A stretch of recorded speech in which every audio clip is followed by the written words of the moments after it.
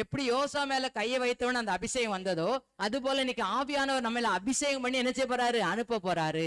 இந்த ஞானத்தின் அபிஷேகம் அந்த யோசுவாக்குள்ள என்ன செஞ்சது, இருந்துச்சு. எனக்குள்ளயும் அந்த ஞானத்தின் அபிஷேகம் எனக்கு வேணும். இந்த ஞானம் இருக்கு, படிப்பு இருக்கு, அறிவு இருக்கு, ஞானம் இருக்கு, உலக அறிவு இருக்கு, புத்தக அறிவு இருக்கு. ஆனா அதை செயலாற்றக்கூடிய ஞானத்தின் ஆவி எனக்கு இல்ல, அந்த ஞானத்தின் அபிஷேகம் எனக்குள்ள இல்லைன்னு சொல்லி நம்ம ஆண்டவர்கிட்ட கேட்டோம்னா, நிச்சயமாகவே அந்த அபிஷேகத்தோடு நம்ம அந்த இடத்த விட்டு என்ன செய்வார், ஆண்டவர் அனுப்ப.